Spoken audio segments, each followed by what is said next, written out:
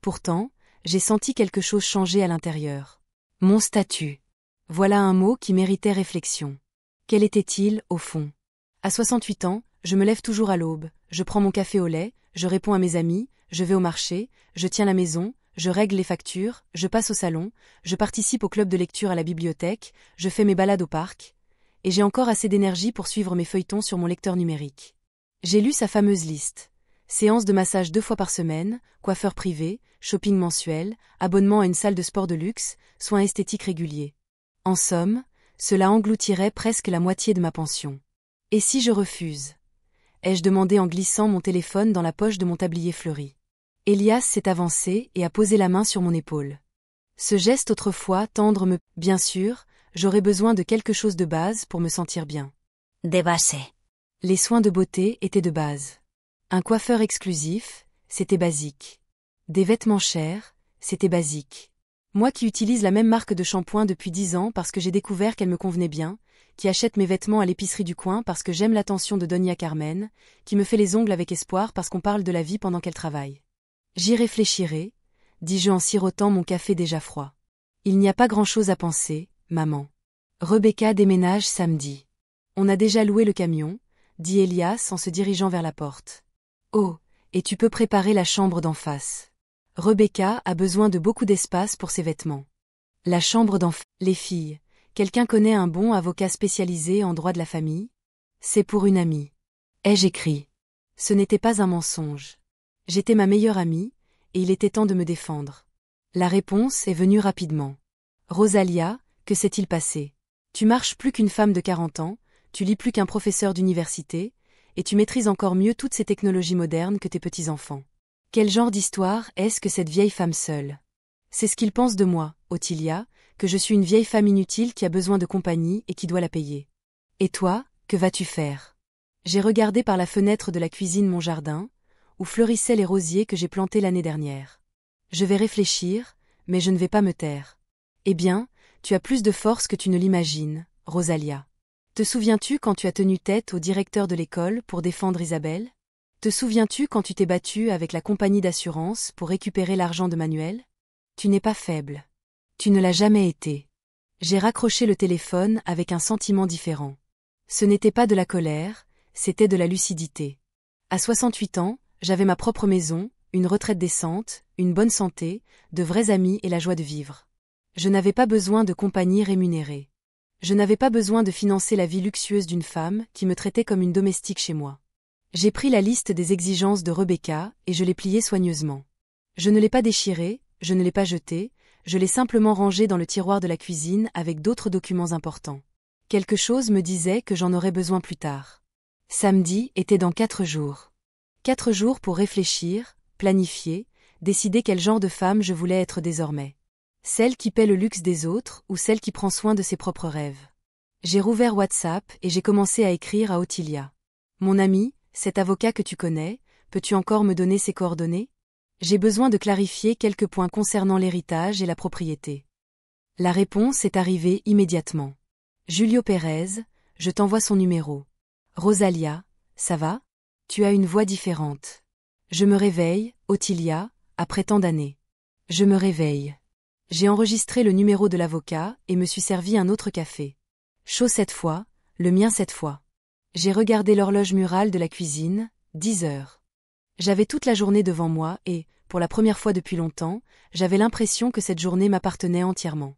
J'ai pris mon portable et composé le numéro de Julio Pérez. Il a sonné 3 fois avant qu'il ne réponde.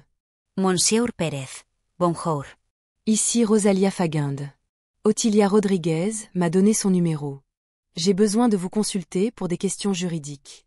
Bonjour, Madame Faguinde. Comment puis-je l'aider? Je veux savoir exactement quels sont mes droits concernant ma maison, ma retraite et mes biens.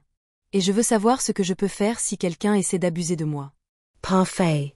Pouvez-vous passer à mon bureau cet après-midi? Disons à 15 heures. J'y serai, maître. J'ai raccroché et j'ai contemplé mon reflet dans la fenêtre de la cuisine. 68 ans. Des cheveux argentés que je coiffe chaque semaine. Des yeux qui voient encore clair, des mains qui peuvent encore travailler, embrasser, défendre.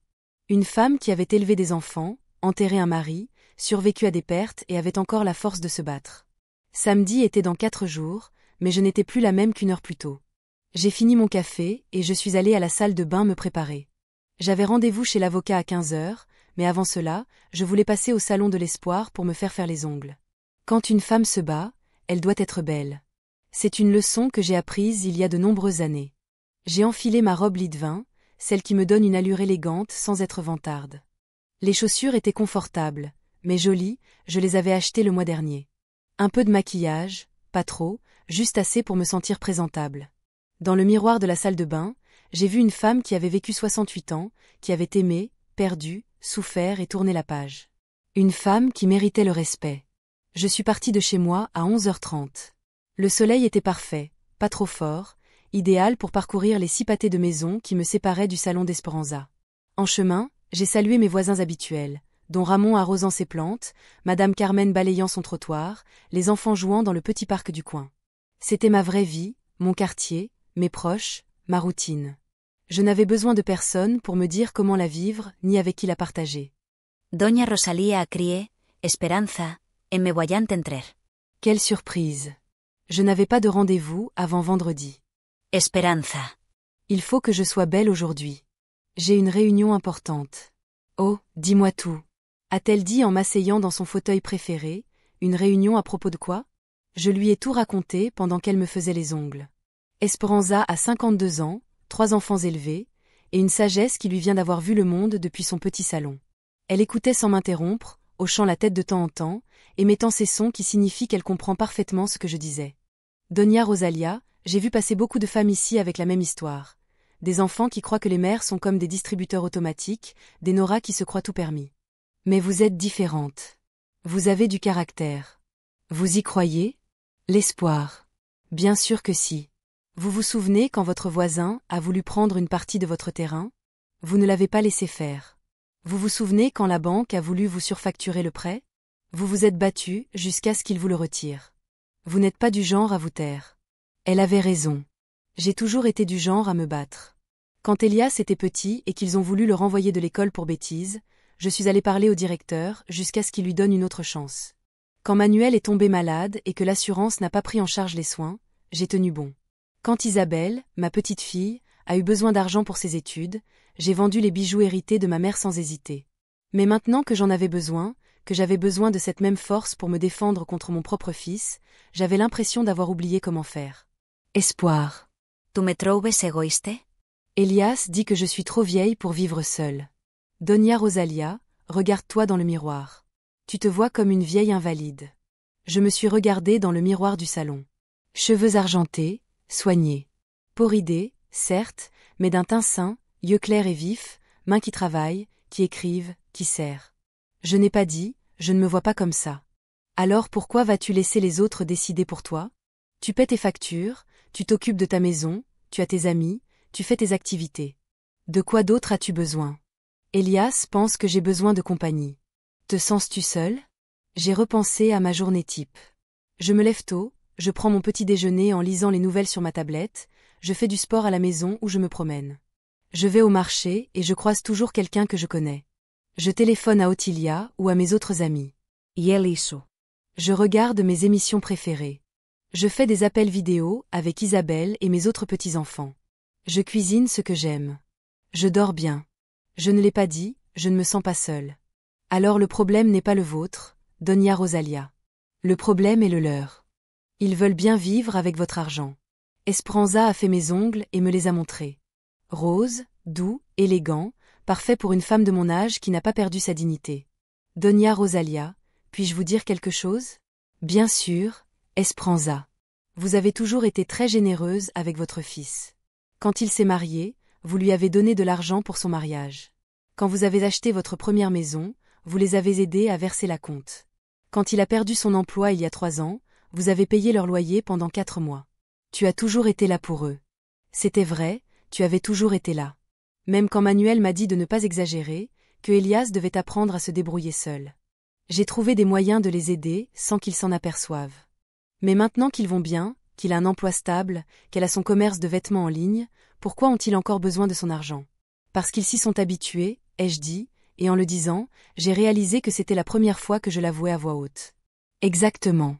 Il s'était habitué à ce que tu arranges les choses, que tu paies, que tu fasses des sacrifices, mais ça ne veut pas dire que tu doives continuer. J'ai payé mes ongles et j'ai donné un pourboire à Esperanza. Pas seulement pour le travail, mais pour la thérapie. Merci, Esperanza. J'avais besoin d'entendre ça. De rien, Doña Rosalia. Et n'oublie pas, tu ne leur dois rien. Ils te doivent tout. J'ai quitté la pièce avec un sentiment différent, plus ferme, plus clair. Je me suis dirigée vers le cabinet de l'avocat en pensant à tout ce qu'Esperanza m'avait dit. Elle avait raison. J'avais élevé mon fils, je l'avais éduqué, je l'avais soutenu toute sa vie. Il avait maintenant 30 ans, un emploi stable, une épouse. Il était temps pour elle de vivre sa vie sans dépendre de moi, et il était temps pour moi de vivre la mienne sans avoir à justifier chaque décision. Le cabinet de M. Pérez était en centre-ville, dans un petit immeuble correct. J'ai grimpé les escaliers jusqu'au 2e étage en respirant profondément. J'allais découvrir précisément quels étaient mes droits, mes options et mes ressources.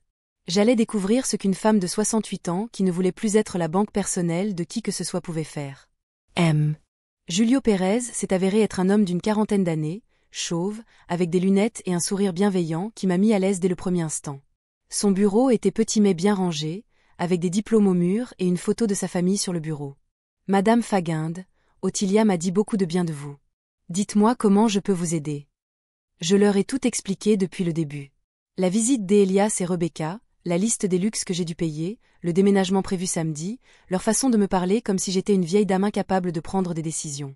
L'avocat prenait des notes pendant que je parlais, me posant des questions précises de temps à autre. La maison est à son nom. Sa pension est versée sur un compte personnel. Il a d'autres enfants. A-t-il signé une procuration? Madame Faguinde, ce que vous me dites est très courant, mais aussi très grave. C'est ce qu'on appelle la maltraitance financière des personnes âgées, et la loi protège spécifiquement contre cela. La maltraitance financière. Oui. Quand quelqu'un, même un membre de votre famille, essaie de vous forcer à dépenser votre argent pour des choses dont vous n'avez ni envie ni besoin, c'est de la maltraitance. Quand quelqu'un essaie d'emménager chez vous sans votre consentement, cela peut aussi être considéré comme une intrusion. J'ai ressenti quelque chose d'étrange dans ma poitrine. Du soulagement, je crois. Toute la matinée, j'ai pensé que c'était peut-être moi qui avais tort, que j'étais peut-être égoïste ou déraisonnable, monsieur l'avocat, mais c'est mon fils. Je n'ai aucune obligation de l'aider. Madame, vous avez déjà rempli votre obligation. Vous l'avez élevé, éduqué, soutenu jusqu'à ce qu'il devienne adulte et indépendant.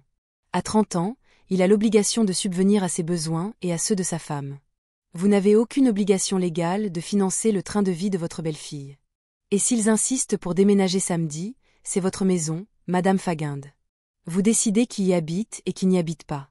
S'ils entrent sans votre permission, c'est une intrusion et nous pouvons appeler la police. La police. Mais ils sont ma famille. Madame, le fait que vous soyez de la famille ne leur donne pas le droit de vous maltraiter. Au contraire, ils devraient être les premiers à vous respecter et à prendre soin de vous. L'avocat a continué à m'expliquer mes droits. Je pouvais changer les serrures de ma maison, ouvrir un nouveau compte bancaire et y transférer ma pension, rédiger un testament précis précisant clairement la gestion de mes biens. Je pouvais même porter plainte si on continuait à me mettre la pression. Mais il y a autre chose qu'on doit revoir, a-t-il dit d'un ton sérieux. Vous m'avez dit que votre mari était décédé il y a 3 ans. La succession a été correctement gérée. Oui, Elias m'a aidé pour tout ça. Il dit qu'il connaît un comptable. Vous avez vu tous les documents. Vous avez vérifié que tout était à votre nom. Non, je lui faisais confiance. C'était une période très difficile pour moi. Je venais de perdre Manuel. L'avocate resta silencieuse un instant, comme si elle réfléchissait. Madame Faguinde, j'aimerais examiner ces documents. Apportez tout ce que vous avez. Acte notarié, testament de votre mari, documents d'assurance, documents bancaires, tout. Pourquoi pensez-vous que quelque chose cloche? Je ne veux pas vous alarmer, mais j'ai vu des cas où des enfants profitent du chagrin de leur mère pour entreprendre des démarches qui ne sont pas dans leur intérêt. Mieux vaut tout examiner et être sûr. Je quittai le cabinet de l'avocat avec un mélange de nervosité et de détermination. J'avais des devoirs à faire, trouver tous les documents relatifs à l'héritage de Manuel et les lui apporter pour qu'il les examine. J'avais aussi rendez-vous vendredi matin, la veille du déménagement prévu de Rebecca. Alors que je rentrais à la maison, mon téléphone sonna. C'était Elias. Maman, où est-il? Nous sommes allés à la maison, et il n'était pas là. Il partait faire des courses. De quoi aviez-vous besoin? Rebecca voulait voir la chambre où elle allait loger pour organiser ses affaires. Elias, je ne l'ai pas encore dit. Oui. Oh, maman, ne recommence pas. Tout est déjà décidé. Rebecca a déjà annoncé où elle habite sans me demander mon avis. Maman, tu as dit que tu y réfléchirais. On a compris que c'était un oui, mais ils ont mal compris. Il y a eu un silence à l'autre bout du fil. Elias n'avait pas l'habitude que je le contredise aussi directement. Maman, ça va? Ça sonne différemment. Je vais parfaitement bien. Et cet après-midi, je vais examiner des documents. Quels documents? Ceux de l'héritage de ton père. Je veux m'assurer que tout est en ordre. Encore un silence plus long cette fois. Pourquoi veux-tu examiner ça, maman? Tout est déjà réglé. Parce que je veux être sûre de mes droits sur mes biens. Ces droits. Maman, à qui as-tu parlé? À un avocat. À un avocat. Pourquoi as-tu consulté un avocat sans me le dire, alors que je suis majeure, j'ai 68 ans et je peux prendre mes propres décisions? J'ai raccroché avant qu'il ne puisse répondre. Mes mains tremblaient, mais pas de peur, de quelque chose que je n'avais pas ressenti depuis longtemps. Un sentiment de pouvoir, comme si je défendais ma propre vie. Je suis rentrée chez moi et je suis allée directement au bureau qui avait appartenu à Manuel. Là, je rangeais tous les documents importants dans un classeur métallique gris. J'ai commencé à en sortir des papiers. Actes de propriété, police d'assurance, documents bancaires, le testament de Manuel, les papiers que Elias avait apportés après les funérailles. Pendant que je passais en revue tout cela, mon téléphone n'arrêtait pas de sonner. D'abord Elias, puis Rebecca, puis de nouveau Elias. Je n'ai pas répondu à un seul appel. Pour la première fois depuis des années, mes documents, mon temps et mes décisions étaient plus importants que ce qu'ils voulaient me dire. J'ai trouvé un dossier que je ne me souvenais pas avoir vu auparavant. À l'intérieur se trouvaient des copies de documents que Elias avait traités après la mort de Manuel. Je les ai parcourus un par un, essayant de tout comprendre. Il y avait des choses qui ne collaient pas, mais je n'étais pas un expert juridique. Demain, M. Pérez m'aiderait à tout comprendre. Demain, je saurai exactement ce qui m'appartient et ce qui ne m'appartient pas. Demain, je serai prête à affronter les projets d'Elias et Rebecca. J'ai rangé tous les documents dans un grand sac et je les déposés dans ma chambre. Puis je me suis servi du thé et je me suis assise dans mon fauteuil préféré. C'était mercredi après-midi. Samedi, Rebecca prévoyait d'emménager chez moi, mais j'avais un autre plan. Cette nuit-là, je n'ai pas bien dormi. Ce n'était pas vraiment de la nervosité. C'était plutôt comme quand on attend quelque chose d'important qui va tout changer. Je me suis levée plusieurs fois pour aller aux toilettes, chercher de l'eau, vérifier que le sac contenant les documents était toujours dans ma chambre. À 5 heures du matin, j'étais déjà bien réveillée, alors je me suis levée et j'ai préparé mon café comme chaque jour. En attendant que l'eau bout, j'ai consulté mon téléphone. J'avais 14 appels manqués d'Elias et 6 messages WhatsApp. Je les ai lus en prenant ma première gorgée de café. Maman, réponds au téléphone. Maman, on s'inquiète pour toi. Maman, pourquoi es-tu allée voir un avocat? On peut tout régler en famille. Maman, Rebecca est très nerveuse. Elle a déjà fait ses valises. Maman, si tu as des questions, on peut en parler. Tu n'as pas besoin d'avocat. Des inconnus. Maman, appelle-moi des inconnus. Ce mot m'a dérangé. Monsieur Pérez n'était pas un inconnu. C'était un professionnel qui m'aidait à comprendre mes droits. Qui était un inconnu? C'était Rebecca, qui voulait emménager chez moi sans même me connaître bien. J'ai décidé de ne pas répondre aux messages. À la place, j'ai ouvert WhatsApp et j'ai écrit à Ottilia, « Bonjour, mon ami. Comment t'es-tu réveillée? Rosalia, bonjour. Comment s'est passée l'avocate? Bon, aujourd'hui, je vais encore examiner des documents. Ottilia, peux-tu venir avec moi comme témoin? Bien sûr. À quelle heure? À 10 heures, je serai là. Rosalia, ça va? Je me sens différente d'hier. Imerveille, Ottilia. Il était temps. Après le petit déjeuner, j'ai pris une douche et me suis préparée avec un soin particulier. Encore une fois, la robe couleur lit de vin, car elle me donnait confiance, des chaussures confortables, car j'allais beaucoup marcher, mes cheveux bien coiffés et un peu de maquillage. Dans le miroir, j'ai vu une femme prête à se battre pour ce qui lui appartenait. À 9h30, Ottilia a frappé à ma porte. Elle portait une élégante robe noire et son grand sac à main, celui qu'elle utilise pour les grandes occasions. Prête, guerrière? M'a-t-elle demandé en souriant. Prête, ai-je dit en prenant le sac contenant les documents. Nous avons marché ensemble vers le centre. Ottilia m'a dit qu'elle avait fait des recherches sur M. Pérez, qu'il avait une très bonne réputation. Sa réputation était solide et il était spécialisé dans les affaires familiales et successorales. Rosalia, penses-tu que Elias a mal agi avec les documents de Manuel? Je ne sais pas, Ottilia, mais je veux en être sûre. Quand Manuel est mort, j'étais si triste que j'ai laissé Elias s'occuper de tout. Je lui faisais entièrement confiance. Et c'est une bonne chose que tu lui aies fait confiance. C'était ton fils. C'était normal qu'il t'aide à traverser une période aussi difficile. Oui, mais maintenant que j'y pense, il ne m'a jamais vraiment rien expliqué. Il m'a juste apporté des papiers à signer et m'a dit « Signez ici, maman. C'est pour la procédure. » J'ai signé sans lire. Nous sommes arrivés au bureau de M. Pérez à 10 heures précises. Il nous a reçus très aimablement et je l'ai présenté à Ottilia. C'est formidable que vous ayez amené un témoin, Madame Faguinde. Examinons tous ces documents calmement. J'ai étalé tous les papiers sur son bureau. Acte de propriété, police d'assurance, documents bancaires, testament de Manuel et le dossier que Elias avait manipulé. L'avocat a commencé à tout examiner très attentivement, comparant les dates, vérifiant les signatures, lisant les petits caractères. Otia et moi avons attendu en silence, sirotant le café que sa secrétaire nous avait offert. Au bout de presque une heure, l'avocat a levé les yeux, l'air sérieux. « Madame Faguinde, j'ai une question importante à vous poser.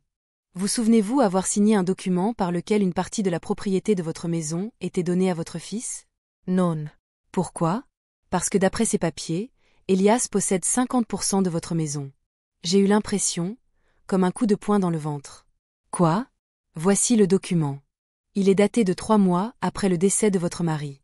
Votre signature apparaît, Madame Faguinde. Il m'a montré le papier. Effectivement, ma signature y était, mais je ne me souvenais pas l'avoir signée. Maître, j'ai signé de nombreux papiers durant ces mois. Elias m'a dit que c'était tous pour la procédure d'héritage.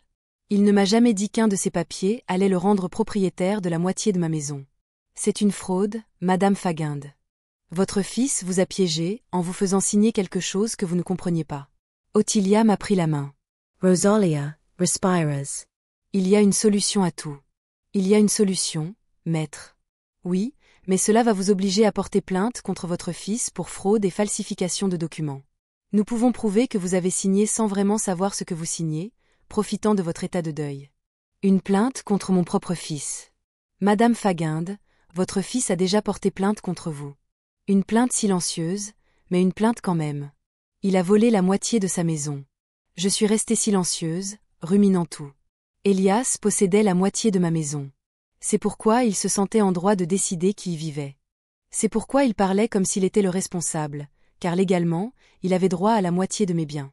Maître, s'il en possède la moitié, cela signifie que Rebecca peut déménager. Techniquement, il a le droit d'utiliser sa part, mais cela signifie aussi que vous avez le droit de vendre la vôtre, d'exiger que je vous rachète ou de forcer la vente de la maison entière et de partager l'argent. Vendre ma maison est une option, ou me battre pour récupérer la partie qui vous a été frauduleusement prise. J'ai regardé Ottilia, les larmes aux yeux de pure rage. Rosalia, ce petit garçon a abusé de toi au moment où tu étais le plus vulnérable. C'est impardonnable. Il avait raison. Pendant les mois les plus difficiles de ma vie, alors que je pouvais à peine sortir du lit à cause de la douleur de la perte de Manuel, mon propre fils avait comploté pour me prendre la moitié de ma maison. Pendant que je pleurais mon mari, il calculait comment profiter de ma tristesse. Monsieur, que me conseillez-vous? Premièrement, nous avons déposé une plainte pour fraude. Deuxièmement, nous avons demandé une injonction pour l'empêcher de vendre ou d'hypothéquer sa part sans votre consentement. Troisièmement, nous nous sommes battus pour faire annuler ce document et récupérer la pleine propriété de votre maison. Combien de temps cela prendrait-il? Entre 6 mois et 1 an. Mais en attendant, vous vivez toujours dans votre maison, et il ne peut rien faire sans votre permission. Et samedi, que se passera-t-il si Rebecca arrive avec ses affaires? Samedi, vous serez prête, Madame Faguinde. Nous allons préparer tous les documents et obtenir une ordonnance du tribunal les empêchant de déménager sans votre consentement explicite. Nous avons quitté le bureau avec un plan clair. L'avocat allait préparer tous les documents juridiques et j'avais rendez-vous vendredi après-midi pour signer la plainte. Il m'a également donné une copie de tous les documents pour que je les garde en ma possession. Ottilia, je n'arrive pas à croire que mon propre fils m'ait fait ça. Rosalia, certains enfants se révèlent bons et d'autres mauvais. Le tien s'est avéré mauvais, mais ce n'est pas ta faute. Je lui ai tout donné, Ottilia, je l'ai élevé seul quand Manuel faisait des doubles journées. Je le soutenais en tout. J'étais toujours là pour lui, et il le sait. C'est pourquoi il se sentait le droit de te voler, car il savait que tu ne le soupçonnerais jamais. Nous sommes arrivés chez moi à midi. Elias attendait à la porte.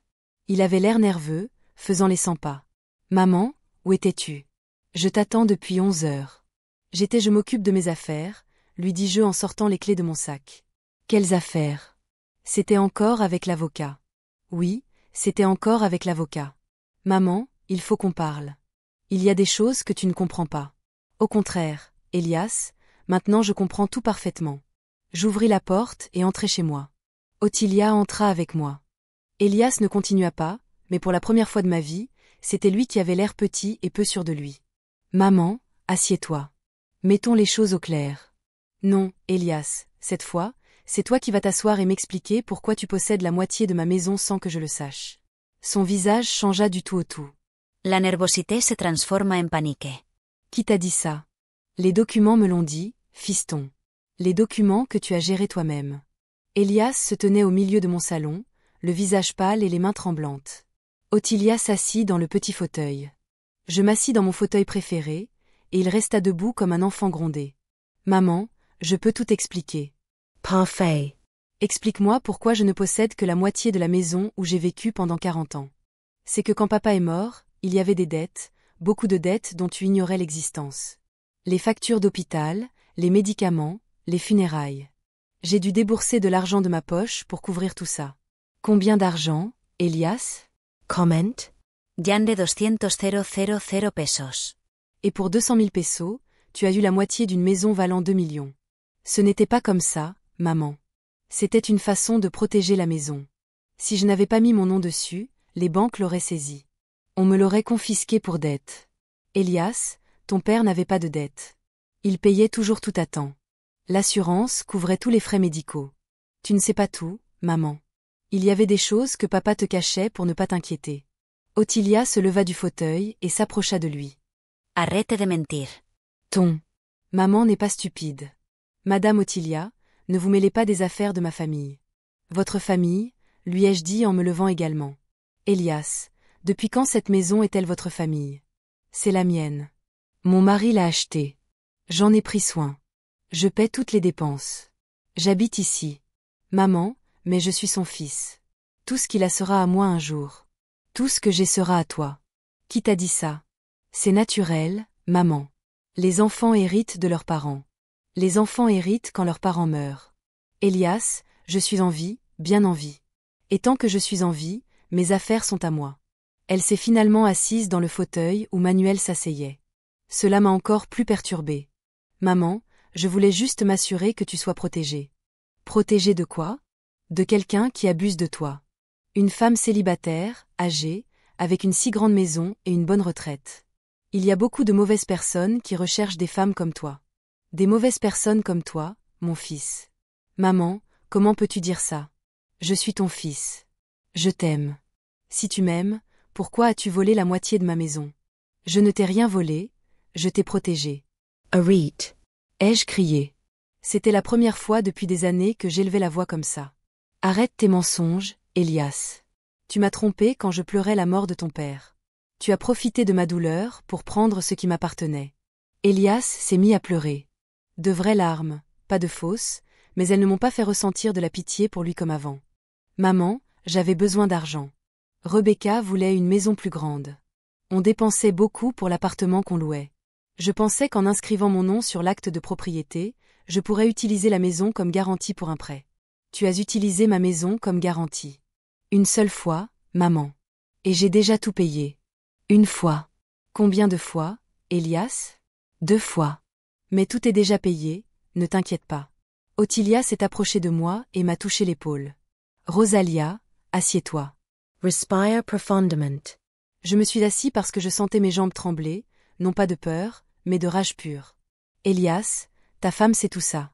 Rebecca sait que je suis copropriétaire de la maison, et c'est pourquoi elle se sent en droit d'emménager ici. Maman, on a pensé que ce serait bien pour tout le monde.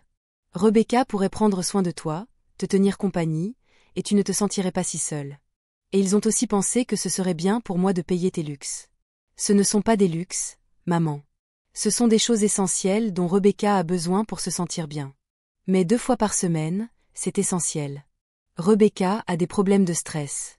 Le médecin lui a recommandé des massages et une coiffure exclusive, également pour des raisons de santé.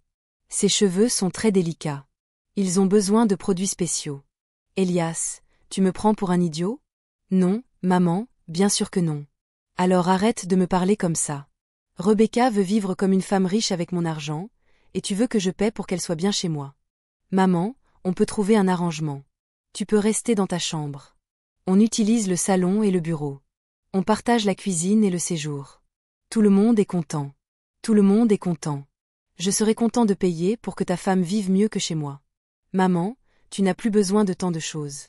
À ton âge, mieux vaut vivre simplement. À mon âge, Elias, j'ai 68 ans, pas 98. Je suis en bonne santé, j'ai de l'énergie, j'ai la joie de vivre. Pourquoi devrais-je vivre simplement alors que ta femme vit dans le luxe? Parce que tu as déjà vécu ta vie, maman. Maintenant, il est temps pour nous de vivre la nôtre. Cette phrase m'a fait plus de mal que tout. J'ai déjà vécu ma vie. Oui, maman, tu es déjà mariée, tu as déjà eu des enfants, tu as déjà travaillé. Maintenant, tu peux te reposer et profiter de nous regarder construire notre avenir. Avec mon argent, avec ton aide, maman. Les parents aident toujours leurs enfants. Je me suis levée et je suis allée à la fenêtre.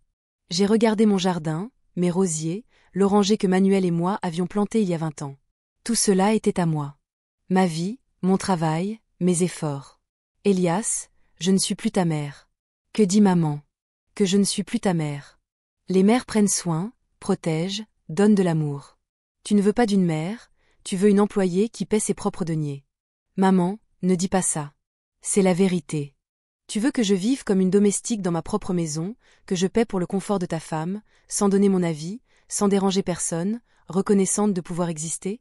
Maman, tu exagères. Exagera. Elias, tu as volé la moitié de ma maison. Ta femme a dressé une liste de luxe que je dois payer. Tu as décidé de déménager sans me demander mon avis. Tu me parles comme si j'étais une vieille femme idiote et incapable de prendre soin d'elle-même. Ou est-ce que j'exagère? Elias se leva et s'approcha de moi. Maman, on a encore le temps de régler tout ça. J'annule le déménagement. On va discuter calmement. On trouvera un accord qui convienne à tout le monde. Quel genre d'accord? Rebecca ne peut emménager que le week-end. Au début, tu t'habitueras à sa présence, elle s'habituera à la maison. On répartira les dépenses entre nous trois, ainsi que mes droits de propriété. On verra ça plus tard, calmement, quand tu seras plus calme. Non, Elias, on va régler ça maintenant avec des avocats, avec des documents légaux, une fois que tout sera en ordre. Tu vas me poursuivre en justice, maman. Tu m'as déjà poursuivi, mon fils. Tu as volé la moitié de ma maison, pendant que je pleurais ton père. Je ne lui ai rien volé. Alors, qu'est-ce que c'était? C'était une mauvaise décision. Je pensais que c'était la meilleure chose à faire. La meilleure chose pour qui? Pour tout le monde. Non, Elias, la meilleure chose pour toi, rien que pour toi. Ottilia se leva et s'approcha de nous. Rosalia, il est 15 heures. Tu n'es pas obligée d'aller à la banque. Il avait raison. L'avocat m'avait donné une liste de choses à faire avant vendredi. Changer les mots de passe de mes comptes bancaires, m'assurer que j'y ai accès seul, vérifier si Elias a un quelconque pouvoir sur mes finances. Oui, je dois aller à la banque. Elias, cette conversation est terminée. Vendredi, je vais porter plainte contre toi pour fraude. Samedi, quand Rebecca viendra avec ses affaires, elle trouvera une ordonnance du tribunal lui interdisant d'entrer dans cette maison. Maman, tu ne peux pas faire ça. Bien sûr que je peux, et je le ferai. Et si je ne veux pas te vendre ma part de la maison, alors on ira au tribunal et un juge décidera. Mais en attendant, c'est toujours ma maison, et c'est moi qui décide qui entre et qui n'entre pas. Elias se dirigea vers la porte, mais avant de partir, il se retourna. Maman, tu vas le regretter. Sans nous, tu vas être très seule. Elias, je suis seule depuis la mort de ton père, mais je ne me suis jamais sentie aussi trahie. Je suis son fils unique, maman, et j'étais ta seule mère, mais tu as décidé de m'échanger contre de l'argent. Il partit en claquant la porte. Otia et moi restâmes silencieuses un long moment. Tu vas bien, Rosalia? Je ne sais pas, Ottilia. J'ai l'impression d'avoir perdu mon fils aujourd'hui. Non, Rosalia, ton fils est perdu depuis longtemps. Aujourd'hui, tu t'es retrouvée. Vendredi arriva plus vite que prévu. Je me suis levée à 5 heures du matin, comme d'habitude, mais cette fois, ce n'était pas par habitude, mais parce que je n'avais pas réussi à dormir. Toute la nuit, J'ai repensé à la conversation avec Elias, aux mensonges qu'il m'avait racontés, à la façon dont il me voyait depuis 3 ans. J'ai préparé mon café et me suis assise dans la cuisine pour revoir tous les documents que j'allais apporter à l'avocat. Actes authentiques, relevés bancaires, police d'assurance, tout ce qui pouvait prouver que j'étais l'unique propriétaire légitime de ma maison et de mes biens. Mon téléphone a sonné à 6h30. C'était Elias. Je n'ai pas répondu. Il a sonné de nouveau à 7h. Je n'ai pas répondu non plus. À 7h30, il a sonné de nouveau. Et cette fois, j'ai répondu. Que veux-tu, Elias ? Maman, il faut qu'on parle avant que tu fasses quelque chose que tu regretteras.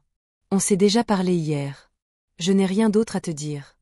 Maman, j'ai réfléchi toute la nuit. On peut trouver un accord. Je te rends ta part de la maison, mais tu peux nous aider avec un prêt pour qu'on puisse acheter quelque chose. Un prêt de quelque chose comme 500 000 pesos pour la compte d'un appartement. 500 000 pesos qu'ils ne me rembourseront jamais. Ils ne nous rembourseront pas, maman. J'ai un emploi stable.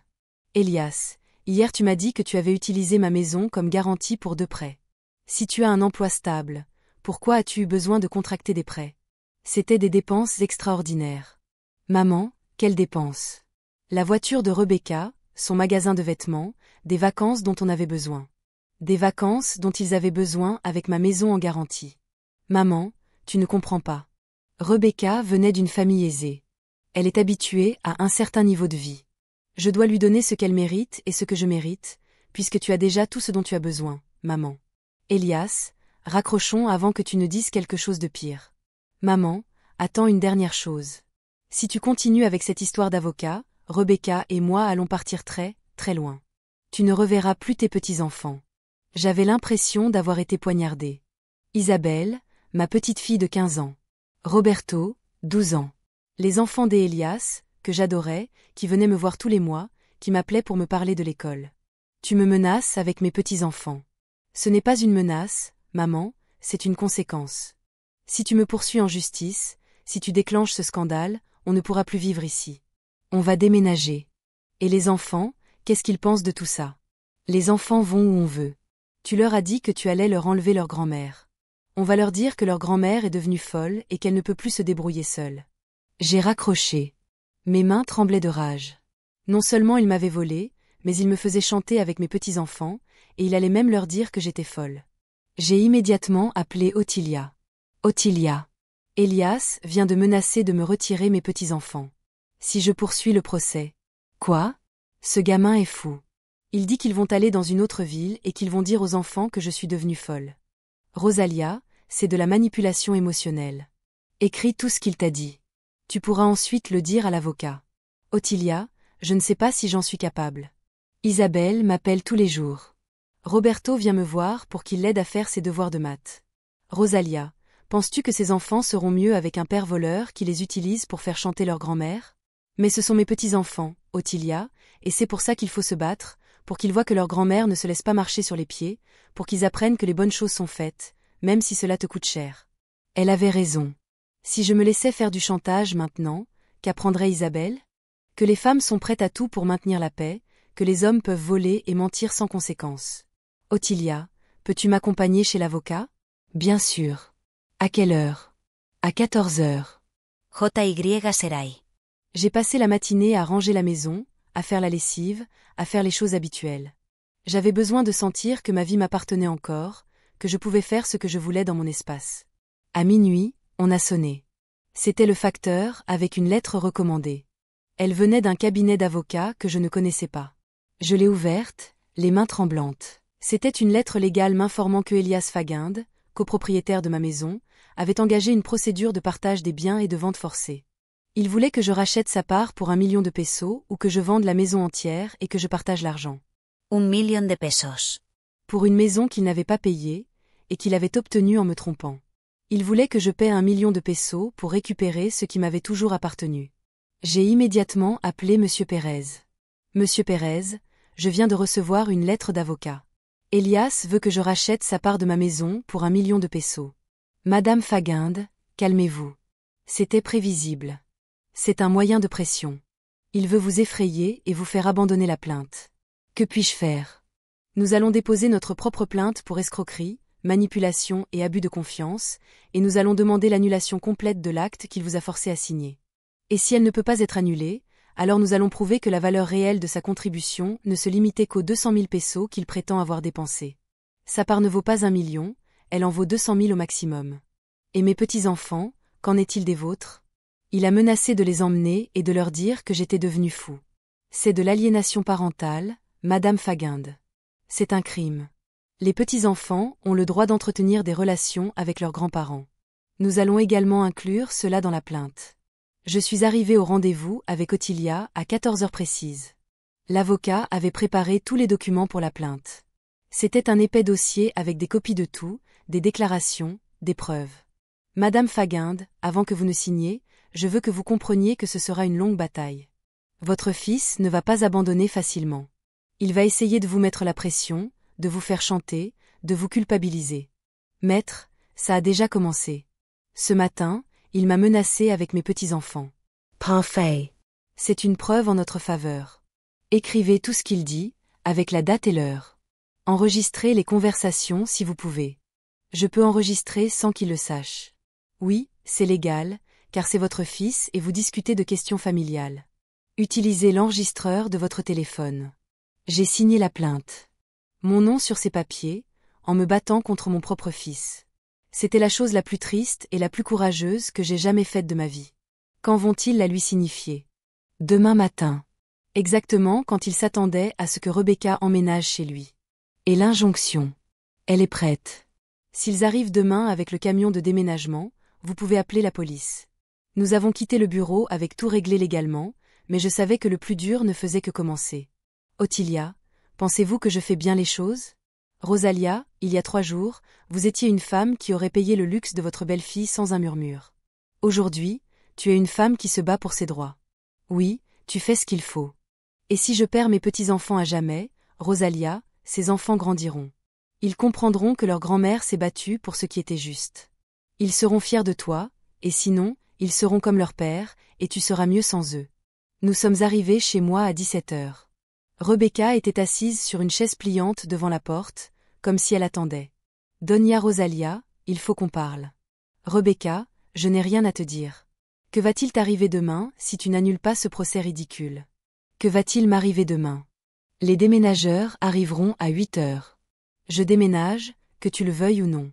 Et si tu appelles la police, j'ai des documents qui prouvent que Elias est copropriétaire, et j'ai aussi des vidéos de toi en train de faire des bêtises, de crier, de dire des bêtises. Si ça va au procès, on va prouver que tu n'as plus toute ta tête. Quelle vidéo? Des vidéos que Elias a filmées hier quand tu lui criais dessus. Tu ressemblais à une vieille folle qui ne peut plus se débrouiller seule. Ottilia s'est approchée de Rebecca. Ma fille, sors d'ici avant que j'appelle la police moi-même. Ne t'en mêle pas, madame. C'est entre Rosalia et nous. Non, ai-je dit. C'est entre ma maison et toi, et ma maison dit non. Ta maison n'est plus seulement à toi, Doña Rosalia, et demain tu t'en rendras compte. Rebecca s'est levée de sa chaise et s'est éloignée comme si le trottoir lui appartenait. Rosalia, cette fille est folle. Non, Ottilia est désespérée, et les désespérés sont les plus dangereux. On est entré dans la maison, et j'ai verrouillé la porte. Demain, samedi, allait être le jour décisif. Le jour où j'allais découvrir si une femme de 68 ans pouvait gagner contre un fils voleur et une belle-fille manipulatrice. Je me suis servi du thé et me suis assise dans mon fauteuil préféré. Demain, à 8 heures, la guerre allait commencer, mais je n'étais plus la même femme effrayée qu'une semaine auparavant. Maintenant, j'étais une femme qui savait exactement ce qu'elle valait, et sa valeur était inestimable. Samedi, je me suis réveillée à 5 heures du matin, le cœur battant. Je n'avais pas bien dormi, mais ce n'était pas à cause du stress, mais à cause de l'impatience. Aujourd'hui, j'allais défendre ma maison, ma dignité, ma vie entière. J'ai pris une douche calmement, me préparant comme pour un mariage. J'ai remis la robe bordeaux, car elle me donnait de la force. J'ai mis des chaussures confortables et fermées au cas où je devrais beaucoup marcher ou rester debout longtemps. Je portais un peu plus de maquillage que d'habitude. Je voulais avoir l'air d'une femme qui sait ce qu'elle fait. J'ai pris un petit déjeuner tranquille, lisant les messages du groupe de marche. Les filles m'avaient soutenue toute la semaine, m'envoyant des messages d'encouragement et proposant de me rejoindre si besoin. Avoir de vrais amis était un luxe que Rebecca ne comprendrait jamais. À 7h30, mon téléphone a sonné. C'était Monsieur Pérez. Madame Faguinde, bonjour. Comment vous sentez-vous? Prêt, monsieur Faguinde. Parfait. L'agent arrivera à 8h15 pour déposer la plainte. Le mandat est déjà au commissariat le plus proche.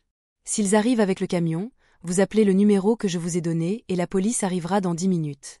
Et si Elias devient violent, c'est pour cela que l'agent sera présent et c'est pour cela qu'Ottilia sera avec vous. Ne vous inquiétez pas, madame Faguinde. La loi est de votre côté. À 8h05, Ottilia est arrivée. Elle portait du café dans une thermos et des biscuits. Pour calmer mes nerfs, il m'a dit « Comment allez-vous » ? Bien, mieux que je ne l'espérais. Ils sont arrivés. Non, mais ils ne tarderont pas. Nous étions assis dans le salon, chacun avec son café à la main. À 20h précises, nous avons entendu le bruit d'un gros camion qui s'arrêtait dehors. J'ai regardé par la fenêtre. C'était un gros camion de déménagement, un de ceux qu'on utilise pour les maisons entières. Regardez, ils sont arrivés. Sérieusement, j'ai dit à Ottilia, laissez-les venir, a-t-elle répondu, qu'ils soient surpris. À 20h50, Elias, Rebecca et 2 déménageurs sont sortis du camion. Rebecca portait une grosse valise et plusieurs sacs. On aurait dit qu'elle emménageait pour des années, pas pour quelques jours. Elias a frappé à la porte avec sa clé, mais j'avais changé les serrures pendant la semaine, suivant les conseils de l'avocat. Pourquoi n'ouvrez-vous pas la porte? L'ai-je entendu crier de l'extérieur. Parce que ce n'est pas votre maison, ai-je crié en retour. Maman, ouvre la porte. Il faut qu'on parle. On a parle. On n'a plus rien à se dire. Maman, on est une famille. Tu ne peux pas nous faire ça. On ne se vole pas. Elias Rebecca a commencé à parler aussi. Doña Rosalia, j'ai déjà payé le bus. Mes affaires sont là. Tu dois me laisser entrer. Tes affaires ne sont pas mon problème. Elias a commencé à frapper plus fort à la porte. Maman, ouvre cette porte tout de suite. J'ai droit à cette maison et j'ai droit à mon intimité. À 8h15, l'agent est arrivé. On l'a vu par la fenêtre descendre d'une moto officielle, des papiers à la main. Elias Faguinde lui a crié depuis le trottoir. Oui, c'est moi. J'ai une plainte à te faire. J'ai vu le visage d'Elias changer du tout au tout lorsque l'agent lui a remis les papiers. Il les a ouverts, les a lus rapidement, puis est devenu pâle. Qu'est-ce que c'est? Lui a demandé Rebecca. C'est un procès. Ma mère me poursuit pour fraude. Quoi? Comment allez-vous faire? C'est votre fils. L'agent s'est approché de ma porte et a frappé respectueusement. Madame Faguinde, ici l'agent Martinez. Pouvez-vous sortir un instant? Je suis partie avec Ottilia. L'agent était un jeune homme sérieux et professionnel. Madame, je comprends que ces gens veulent emménager chez vous sans votre consentement. C'est exact, agent. Vous leur avez donné l'autorisation explicite de vivre ici. Non, au contraire, je leur ai clairement dit qu'ils ne pouvaient pas déménager. Parfait. Donc, toute tentative d'entrer sans votre permission constitue une intrusion. Elias s'est approché, les papiers à la main, tremblant. Agent, je suis copropriétaire de cette maison. J'ai le droit de l'utiliser. Avez-vous des documents pour le prouver? Oui, mais ils sont chez moi. Je peux les amener jusqu'à ce qu'un juge détermine la validité de ces documents. Vous ne pouvez pas entrer dans cette propriété sans l'autorisation de madame. Mais c'est injuste. C'est ma mère. Monsieur Faguinde, la parenté ne vous donne pas le droit d'envahir la propriété d'autrui. Rebecca s'est mise à hurler hystériquement, mais j'avais déjà payé le camion. Mes affaires sont ici. Je n'ai nulle part où aller. L'agent la regarda d'un air agacé. Madame, ce sont vos problèmes personnels. La loi est claire. C'est impossible. Doña Rosalia, vous ne pouvez pas nous faire ça. Nous sommes une famille. La famille est respectée, lui ai-je dit. Vous m'avez manqué de respect dès le début. Elias s'est approché de moi d'un air suppliant. Maman, s'il vous plaît. Annulez ce procès. On peut tout arranger en famille, sans avocat, sans police. Comment avez-vous fait pour l'acte de propriété de la maison? Sans rien me dire, en profitant de ma tristesse. Maman, j'avais tort. J'admets avoir tort. Mais on peut arranger ça. Oui, on peut arranger ça au tribunal. Maman, si tu continues comme ça, tu vas perdre tes petits-enfants à jamais. L'agent haussa un sourcil. Il menace de retirer les mineurs à la femme. Ce n'est pas une menace, c'est une conséquence. Monsieur Faguinde, l'aliénation parentale est un crime. Je vous recommande de bien réfléchir à ce que vous dites. Rebecca se mit à pleurer dramatiquement. C'est impossible. C'est impossible. J'ai déjà payé la caution pour mon appartement. J'ai déjà donné mon préavis au travail. J'ai déjà fait mes valises. Et pourquoi as-tu fait tout ça sans autorisation de déménagement? Lui demanda Ottilia. Parce que c'est la belle-mère. Les belles-mères acceptent toujours. Je n'ai rien dit à cette belle-mère. Cette belle-mère a de la dignité. Les déménageurs s'approchèrent d'Elias. Chef, qu'est-ce qu'on fait? On décharge ou on part? Elias les regarda, comme s'il ne comprenait pas la question. Moi, vous partez, dit l'agent. Vous ne pouvez rien décharger sur ce terrain. Mais nous sommes déjà payés, dit l'un des ouvriers. C'est votre problème, répondit Rebecca en pleurant plus fort. Non, madame, dit l'ouvrier. Nous sommes payés d'avance. Si nous ne déchargeons pas, nous ne recevons pas d'argent. Elias, faites quelque chose. Lui hurla Rebecca. Je ne peux rien faire. Ma mère me poursuit en justice. Je dois prendre un avocat. Un avocat. Avec quel argent? Tout notre argent est dans mes affaires qui sont dans ce camion. L'agent me regarda avec un petit sourire. Madame Faguinde, avez-vous besoin d'autre chose? Non, agent. Merci beaucoup pour votre aide. Nous sommes là pour ça. S'il vous embête encore, n'hésitez pas à appeler. L'agent partit à moto. Les déménageurs commencèrent à se disputer avec Elias et Rebecca à propos de l'argent. Je me tenais à la porte de ma maison, regardant le plan qu'ils avaient élaboré sans me consulter s'effondrer. Maman, dit Elias en se rapprochant une fois de plus, s'il te plaît, je suis ton fils. Je suis tout ce qui te reste. Non, Elias, tu as décidé d'être mon ennemi. Je n'ai pas décidé de te perdre. Tu as décidé de me perdre. Maman, on peut encore arranger ça. Si on peut. Rends-moi ma maison. Demandons pardon à genoux et promets-moi de ne plus jamais me piéger. À genoux. À genoux. Comme l'enfant que tu étais quand tu faisais des bêtises et que tu savais que c'était mal. Elias me regarda avec une haine pure. Tu n'es plus ma mère. Tu as raison. Je suis ton créancier maintenant. Qu'est-ce que ça veut dire? Tu me dois de l'argent, une maison, du respect et des excuses, et je vais tout récupérer. Rebecca continuait de pleurer tandis que les ouvriers sortaient ses affaires du camion et les laissaient sur le trottoir. Valises, sacs, petits meubles, tout s'empilait comme des ordures. Mes affaires vont être abîmées, dit-elle. Hurla Tilia. Tu aurais dû y penser avant d'être aussi présomptueuse, lui dit Tilia. Reste en dehors de ça, vieille femme curieuse. Vieille femme curieuse. Ma fille, j'ai 65 ans et j'ai plus de dignité dans un ongle que toi dans tout ton corps. Elias, fais quelque chose. Ne les laisse pas me parler comme ça. Elias ne répondit pas. Il relisait la plainte, comme s'il n'arrivait pas à y croire. Maman, ça dit que tu veux annuler complètement l'acte. C'est vrai. Et si je ne suis pas d'accord, on se verra au tribunal. Et mes petits-enfants, tes enfants, pourront venir me voir quand ils veulent. Pas toi, je ne te laisserai pas les voir. Elias, c'est ce qu'on appelle l'aliénation parentale. C'est un crime. Tu veux ajouter ça à ta liste de problèmes juridiques? Il sait tout. Pour la première fois dans toute cette affaire, il resta complètement muet. Les ouvriers finirent de décharger et partir, laissant derrière eux les affaires de Rebecca sur le trottoir. Elle continuait de pleurer, assise sur une valise comme une enfant abandonnée. Ottilia, nous sommes entrés. J'ai dit, bien sûr, Rosalia, on a déjà fait ce qu'on devait faire.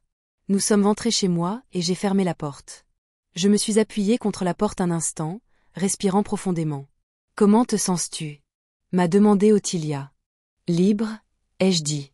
Pour la première fois depuis 3 ans, je me sentais libre. J'ai regardé par la fenêtre. Elias aidait Rebecca à emballer ses affaires, probablement pour les ramener là où elle vivait. Elle semblait petite, perdue, comme des enfants qui avaient préparé une farce qui avait mal tourné. Rosalia, tu crois qu'elles reviendront? Probablement, mais je ne suis plus la même femme qui se laissait berner. Et si Elias amène ses petits-enfants pour te mettre la pression, ils sont les bienvenus. Louis, non. Je me suis servi un café et je me suis assise dans mon fauteuil préféré. Ma maison, mon silence, ma paix, ma décision. Pour la première fois depuis longtemps, l'avenir semblait plein de possibilités plutôt que d'obligations. Les jours suivants furent étranges, mais paisibles. Pour la première fois depuis des mois, je pouvais prendre mon petit déjeuner sans me soucier de l'arrivée d'Elias avec de nouvelles exigences. Je pouvais regarder mon feuilleton de l'après-midi sans être interrompu par des gens qui me demandaient de l'argent. Je pouvais dormir sans penser à comment j'allais payer le luxe de Rebecca. Mardi, j'ai reçu un appel de Monsieur Pérez. Madame Faguinde, j'ai des nouvelles. Les avocats de votre fils veulent proposer un arrangement à l'amiable. Quel genre d'arrangement? Il est prêt à vous restituer la maison entière en échange de l'abandon des poursuites pour fraude et de l'argent qu'il a dépensé en utilisant ma maison comme garantie. Il n'en parle pas. Combien cela représentait-il au total, M. Pérez? D'après mes recherches, il s'agissait de 4 prêts pour un total de 800 000 pesos. 800,000 pesos. Elias avait donné ma maison en garantie pour 800 000 pesos, qu'il a dépensé pour la voiture de Rebecca, son entreprise, ses vacances et des choses qui ne me concernaient pas. Et si je n'accepte pas l'accord, nous poursuivrons le procès. Nous pouvons gagner, mais cela prendra entre 6 mois et 1 an. Que me conseillez-vous? Pour demander un rendez-vous en personne, pour entendre ce qu'il a à dire. Puis nous avons décidé. Mercredi après-midi, Elias est arrivé seul chez moi, sans Rebecca, sans avocat, sans la moindre arrogance. Il avait l'air fatigué, hagard, comme s'il n'avait pas dormi depuis des jours. « Maman, on peut parler ? » « Oui, mais ici, dans le salon, la porte ouverte. » Il s'est assis dans le fauteuil où Manuel avait l'habitude de s'asseoir. Cette fois, il ne m'a pas dérangé. Il avait l'air si petit que le fauteuil semblait l'engloutir. « Maman, je suis venue te demander pardon. »« Pardon. Pourquoi exactement ? » ?»« Pour tout. Pour l'avoir trompé au sujet de la maison, pour avoir utilisé la maison comme garantie sans le lui dire.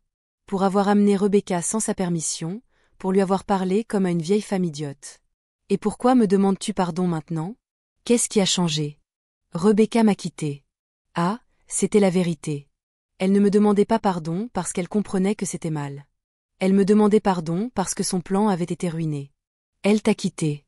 Pourquoi ? Parce que je n'ai plus accès à la maison. Parce que les avocats m'ont dit que je vais probablement perdre le procès, parce que je ne peux plus lui offrir la vie qu'elle désirait. Et maintenant, que veux-tu ? Je veux que tout redevienne comme avant. Comme avant. Quand ? Comme du vivant de papa, quand nous étions une famille normale. Elias, du vivant de ton père, tu avais 27 ans, tu étais marié, tu travaillais, tu vivais chez toi. Tu n'as jamais eu besoin de notre argent pour subvenir aux besoins de ta femme. C'est juste que Rebecca est différente. Elle est différente dans le sens où elle vient d'une famille aisée. Elle est habituée à certaines choses, et c'est pour ça que j'ai dû les payer. Maman, tu as la maison, tu as ta retraite, tu ne dépenses pas beaucoup. Il était logique que tu nous aides, il était logique que tu finances le train de vie de ta femme. Il était logique que tu subviennes aux besoins de ta famille. Tu étais ma famille, Elias, avant que tu me voles. Rebecca n'a jamais été ma famille. Rebecca était ta responsabilité. Maman, je ne savais pas comment te dire que j'avais besoin d'aide. Puis tu as décidé de me la voler. Je ne t'ai pas volée. J'ai mis mon nom sur la maison pour la protéger. De qui ? De ceux qui pouvaient abuser de toi. Des gens comme toi. Il resta silencieux un long moment. Puis il se mit à pleurer. Pas des larmes manipulatrices comme celles de Rebecca. Les vraies larmes d'un homme qui avait compris qu'il avait tout perdu. Maman, j'avais tort. Je reconnais que j'avais tort, mais je suis ton fils. Je suis ton seul fils. Oui, tu es mon seul fils. C'est pourquoi ce que tu as fait me fait si mal. Peux-tu me pardonner ? Je ne sais toujours pas. Elias, de quoi as-tu besoin pour me pardonner ? Premièrement, que tu me rendes ma maison intégralement, sans condition, sans artifice, sans clause en petits caractères. D'accord. Deuxièmement, que tu me rembourses les 800 000 pesos que tu as dépensés en utilisant ma maison comme garantie. 800 000 pesos, maman. Je n'ai pas cette somme. Alors, tu vas me rembourser petit à petit, comme n'importe quelle dette. Combien par mois ? 5 000 pesos par mois pendant 13 ans. 13 ans. Maman, j'aurai 43 ans et j'en aurai 81. Si j'atteins 81 ans, tu finiras de me rembourser ce que tu m'as volé. Et sinon, j'accepte, et on continue le procès. Et au procès, je vais aussi demander des dommages et intérêts moraux, et que tu sois envoyé en prison pour fraude. En prison. En prison, parce que ce que tu as fait est un crime. Elias se leva et alla à la fenêtre. Il regarda la rue comme s'il cherchait une réponse. Maman, 5 000 pesos par mois, c'est beaucoup. Mon salaire couvre à peine l'appartement et les charges. Tu aurais dû y penser avant de dépenser mon argent. Et mes enfants. Et si je n'ai plus de quoi les entretenir, tes enfants sont ta responsabilité, pas la mienne. Tout comme soutenir Rebecca était ta responsabilité, pas la mienne. Rebecca est partie. Maman, je sais, et ça me rend très triste pour toi, mais ça ne change rien à ce que tu as fait. Elle se pencha de nouveau vers moi, suppliante. Maman, on ne pourrait pas faire la paix ? Oublie tout ça, redeviens mère et fils. On pourra redevenir mère et fils quand tu recommenceras à te comporter comme un fils. Qu'est-ce que ça veut dire? Que tu respectes mes décisions, que tu ne me mens pas. Que tu n'essaies pas de me manipuler. Que tu viennes me voir parce que tu m'aimes, pas parce que tu as besoin d'argent. Je t'aime, maman. Alors pourquoi m'as-tu volé? Pourquoi? Parce que je pensais que tu ne le remarquerais jamais. Et c'est ça l'amour, Elias, voler quelqu'un parce qu'on le croit trop stupide pour s'en rendre compte. Non, maman, ce n'est pas de l'amour. Alors c'était quoi? C'était de l'égoïsme. C'était penser seulement à moi et à Rebecca. Et maintenant, je n'ai plus Rebecca et je ne t'ai plus non plus. Tu peux me reconquérir, Elias, mais il te faudra 13 ans de paiement ponctuel et beaucoup d'efforts pour regagner ma confiance. Et si je paie tout ça, tu me pardonneras. Je vais penser à te pardonner. Je ne peux pas te promettre de le faire. Mais c'est ma seule chance. C'est la seule chance que je vais te donner. Il réfléchit un long moment. Puis il m'a regardé avec un visage que je n'avais pas vu depuis mon enfance. Le visage d'un fils qui sait qu'il s'est mal comporté et qui doit en assumer les conséquences. D'accord, maman. J'accepte. Tu acceptes quoi? J'accepte de te rendre ta maison en entier. J'accepte de te payer 5000 pesos par mois pendant 13 ans. J'accepte que tu abandonnes la procédure seulement quand j'aurai tout réglé. Et mes enfants, pourront venir te voir quand ils le voudront. Je ne te les enlèverai pas. Même si je n'abandonne pas la procédure. Même si tu n'abandonnes pas la procédure. Promets-moi. Je te le promets. Je me suis levée et je suis allée à la cuisine. Je lui ai servi un verre d'eau et je le lui ai apporté. Elias, on va signer un document avec l'avocat. Tout ce dont on vient de discuter par écrit avec témoins. D'accord. Et on commence ce mois-ci, le 1er avril. Je veux les premiers 5000 pesos. Oui, maman.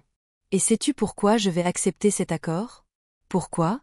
Parce que j'ai encore l'espoir que tu seras le fils que j'élèverai, pas l'homme qui m'a volé. Il garda le silence, mais les larmes continuèrent de couler. Maman, puis-je te demander quelque chose? Dis-moi. Aurais-tu préféré avoir un autre enfant? Non, Elias aurait préféré que mon fils ne se perde pas en chemin. Tu crois que je peux encore me retrouver? C'est à toi de jouer. Tu as 13 ans pour me prouver que tu en vaux la peine. Il se leva pour partir. À la porte, il se retourna une dernière fois. Maman, merci de m'avoir donné une seconde chance. Je ne te la donne pas, Elias. Tu la mérites. Après son départ, je me suis assise dans mon salon, dans ma maison, qui était à nouveau entièrement mienne. 13 ans. J'allais être un fardeau pour mon propre fils pendant 13 ans. C'était triste et juste à la fois. J'ai appelé Ottilia pour tout lui dire. Tu crois qu'il va aller jusqu'au bout? Demanda-t-elle. Je ne sais pas, Ottilia, mais s'il ne va pas jusqu'au bout, je sais déjà que ça n'en vaut pas la peine. Et toi, comment te sens-tu? Fatiguée, mais en paix. Rosalia, je suis fière de toi. Pourquoi? Parce que tu as su te défendre. Parce que tu ne t'es pas laissé piétiner. Parce que tu leur as appris que les mères aussi ont de la dignité. Elle avait raison. Il m'avait fallu 68 ans, mais j'avais enfin appris qu'être mère ne signifiait pas être esclave, que donner de l'amour ne signifiait pas tolérer les abus, qu'une vraie famille se construit dans le respect, pas dans le chantage. Demain, Elias signerait les papiers pour me rendre ma maison. Après-demain, il commencerait à me payer ce qu'il me devait, et j'allais commencer à construire une vie où personne d'autre ne déciderait à ma place, une vie qui serait enfin la mienne. 6 mois plus tard, ma vie avait changé d'une manière que je n'aurais jamais imaginée. Pas seulement parce que j'étais à nouveau propriétaire de ma maison ou parce que Elias me versait religieusement ses 5000 pesos chaque premier jour du mois. Ma vie avait changé parce que j'avais changé. La première grande différence était que je savais désormais exactement ce que je valais. 68 ans d'expérience, de travail, d'éducation des enfants, de soins au mari, de survie au deuil. Tout cela avait de la valeur. Personne d'autre ne pouvait le savoir pour moi. Mes petits-enfants étaient venus me rendre visite 2 semaines après l'accord. Isabelle, 15 ans, et Roberto, 12 ans. Au début, ils étaient perplexes, car leur père leur avait dit que j'avais été difficile avec la famille. Mais quand je leur ai expliqué que leur père avait essayé de me confisquer ma maison sans me le dire, ils ont tout de suite compris. « Grand-mère, c'est vraiment mal », m'a dit Isabelle. « Si quelqu'un me faisait ça, je serais en colère aussi. »« Mais papa dit que tu ne l'aimes plus », a ajouté Roberto. « J'aimerais toujours ton père, » ai-je expliqué. Mais aimer quelqu'un ne signifie pas se laisser abuser. Ton père doit apprendre cette leçon. Les enfants ont continué à venir tous les week-ends, comme toujours. Elias les a amenés et est resté dans la voiture pendant qu'il me rendait visite. Il n'entrait toujours pas à la maison. Il devait regagner cette confiance. La deuxième grande différence était Ottilia. Notre amitié s'était encore renforcée après tout ce que nous avions traversé ensemble. Maintenant, nous prenions le petit déjeuner ensemble tous les mardis, allions au salon de coiffure ensemble le vendredi et nous promenions ensemble. Les après-midi, quand il faisait beau. Rosalia, regrettes-tu quelque chose? M'a-t-elle demandé un jour, alors que nous nous faisions faire les ongles. Juste une chose. Ai-je répondu. Quoi? Avoir mis autant de temps à le faire. Monsieur Pérez était devenu plus que mon avocat. C'était un ami qui m'appelait tous les mois pour prendre de mes nouvelles, pour s'assurer que Elias payait ses factures, pour parler de la vie. Madame Faguinde, tu as l'air différente, m'a-t-il dit lors d'un de nos rendez-vous de suivi. Différente, comme plus sûre d'elle, plus présente, comme si je m'étais réveillée après une longue nuit de sommeil. Elle avait raison. C'était exactement comme se réveiller après une longue nuit de sommeil. Pendant des années, j'avais vécu comme si ma vie appartenait aux autres. D'abord à Manuel, puis à Elias, puis aux attentes d'une mère. Maintenant, ma vie n'appartenait qu'à moi. Rebecca n'est jamais revenue. J'ai appris par ses petits-enfants qu'elle était partie vivre avec un homme plus âgé qui avait les moyens de subvenir à ses besoins. C'est mieux comme ça, m'a dit Isabelle. Elle n'a jamais été gentille avec papa, elle ne voulait que son argent. Et ton père, comment va-t-il? Leur ai-je demandé. C'est triste, m'a dit Roberto, mais il travaille plus. Il sort moins, il n'achète plus de choses chères. Il leur parle de moi. Oui, m'a dit Isabelle. Il dit que tu avais raison, qu'il s'est très mal comporté, qu'il espère que je lui pardonnerai un jour. Et tu lui dis quoi? Qu'il doit se tenir bien longtemps, a-t-elle répondu. Roberto, avec cette sagesse que possèdent parfois les enfants. Un jour d'octobre, exactement un an après que Elias m'a annoncé que Rebecca emménageait chez moi, j'ai décidé de faire quelque chose que je prévoyais depuis des mois. Je me suis inscrite à des cours d'informatique au centre communautaire. Pourquoi veux-tu en savoir plus sur l'informatique? M'a demandé Ottilia. Parce que je veux créer un blog. Un blog sur quoi? Sur des femmes comme nous. Des femmes plus âgées qui ne se laissent pas piétiner, qui connaissent leurs valeurs, qui vivent leur vie comme elles l'entendent, et comment s'appellera-t-il? Après 60 ans, on a décidé. Ottilia a ri si fort qu'elle a failli s'étouffer avec son café. Rosalía Fagundes, tu es unique. Les cours d'informatique avaient lieu les mardis et jeudis matins. Nous étions 8 femmes, âgées de 60 à 75 ans. Au début, nous étions toutes nerveuses, mais nous avons vite découvert que nous pouvions apprendre tout ce que nous voulions. Mon professeur, Carmen, 25 ans, a été surpris de la rapidité avec laquelle j'ai appris. Les femmes sont mes meilleures élèves, a-t-il dit à ses camarades. Elles sont patientes et déterminées. En décembre, 6 mois après l'accord avec Elias, il m'a demandé s'il pouvait me parler en personne. Il avait payé ponctuellement, avait amené les petits-enfants religieusement, avait été respectueux lors de toutes nos brèves rencontres. Maman, puis-je entrer à la maison? Pourquoi? Je veux te demander quelque chose. Quoi? La permission de passer Noël ici avec les enfants? J'ai réfléchi un instant. C'était la première fois en 8 mois qu'il me demandait quelque chose de personnel, sans rapport avec les paiements ou documents légaux. Juste toi et les enfants. Juste nous 3. Pas de cadeaux hors de prix. Pas de cadeaux hors de prix. Pas d'emprunt d'argent. Pas d'emprunt d'argent. D'accord, mais on cuisine ensemble, on fait le ménage ensemble, et s'il y a un problème, tu pars immédiatement. Oui, maman, merci. Ce Noël-là était différent de tout ce qu'on avait eu depuis des années. Elias est arrivé tôt le matin avec les petits-enfants et les ingrédients pour faire des tamales, non pas pour que je les fasse seule, mais pour... On les a fait ensemble. Pendant qu'on cuisinait, j'ai réalisé quelque chose d'important. Elias avait l'air différent, plus mince, certes, mais aussi plus calme, comme s'il avait cessé de porter un poids qu'il portait depuis longtemps. Maman, je peux te dire quelque chose? Dis-moi, ces mois ont été les plus durs de ma vie, mais ils ont aussi été les plus importants. Pourquoi? Parce que pour la première fois, j'ai dû subvenir à mes besoins, sans ton aide, sans les petits tours que je faisais à la maison, seulement grâce à mon travail et à mes efforts. Et qu'est-ce que ça fait? Est-ce que ça fait du bien? C'est sincère. Mes petits-enfants jouaient dans le salon, heureux de retrouver toute leur famille au même endroit. Isabelle avait tellement grandi qu'elle ressemblait déjà à une jeune femme.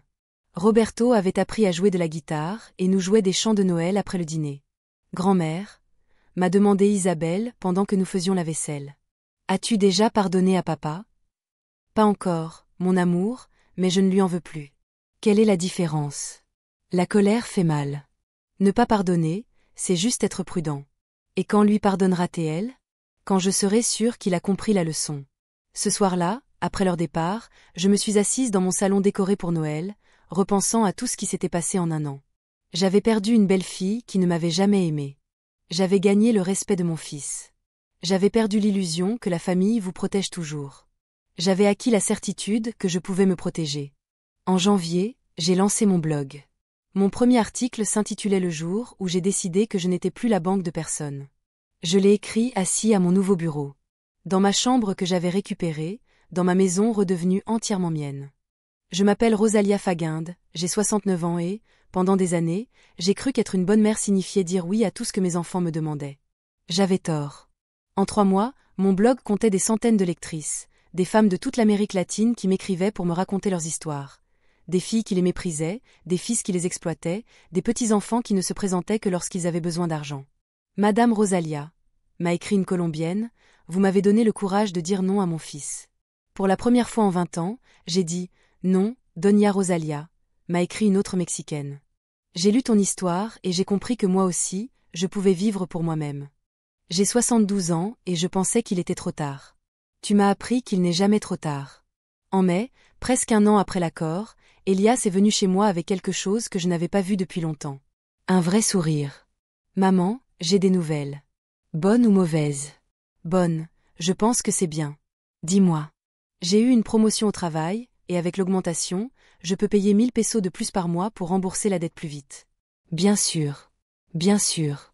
J'ai déjà fait mes calculs. Et pourquoi veux-tu finir plus vite? Parce que je veux que tu sois fier de moi avant qu'il ne soit trop tard. Trop tard. Pourquoi? Pour qu'on puisse redevenir mère et fils. Je l'ai regardé un long moment. Cet homme de 31 ans qui avait mon visage, les yeux de Manuel, et enfin un semblant d'honnêteté. Elias, comprends-tu vraiment pourquoi j'ai fait tout ça? Oui, maman, parce que je me suis comportée comme une agresseuse.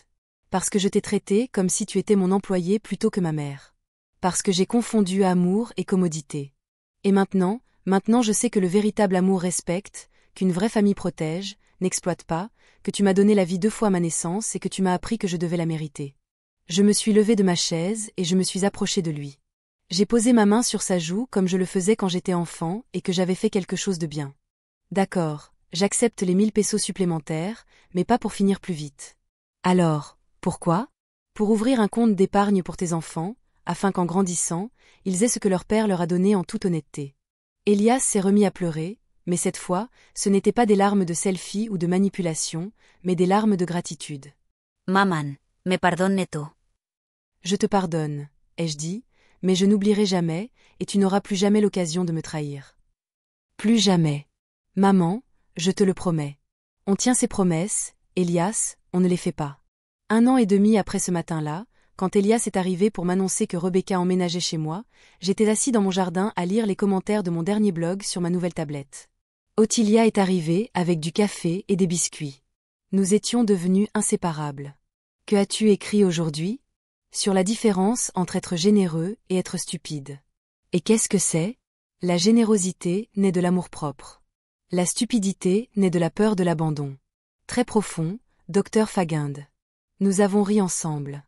À 69 ans, j'avais découvert que le rire était un luxe auquel je m'étais refusé pendant des années. Isabelle est arrivée en courant de la rue. J'avais 17 ans et j'étais au lycée.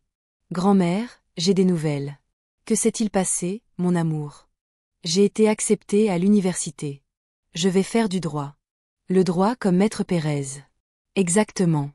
Je veux apprendre à défendre les gens comme tu m'as défendu. Je l'ai serré fort dans mes bras, ressentant une fierté qui n'avait rien à voir avec l'argent ou les sacrifices, mais avec la satisfaction d'avoir été un bon exemple. Et ton père, qu'est-ce qu'il dit? Il est super fier et dit qu'il va m'aider à payer les dépenses sans te demander un seul centime. Et toi, qu'est-ce que tu dis? Que j'ai la grand-mère la plus courageuse du monde. Cet après-midi-là, en regardant Isabelle aider Ottilia au jardin, en lisant les messages de gratitude sur mon blog, en savourant le silence de ma maison, qui m'appartenait entièrement, j'ai compris quelque chose que j'avais mis 69 ans à apprendre. Le bonheur ne vient pas du fait de rendre les autres heureux. Le bonheur vient du respect que l'on a pour les autres de te respecter. Je me suis également levée de ma chaise et suis rentrée à la maison pour préparer le dîner. Dans la cuisine, entourée de mes affaires, à mon rythme, prenant mes propres décisions, j'ai murmuré les mots qui étaient devenus mon mantre d'eau. Finalement, après tant d'années, c'était moi qui décidais de qui prendre soin. Et cette personne, c'était moi.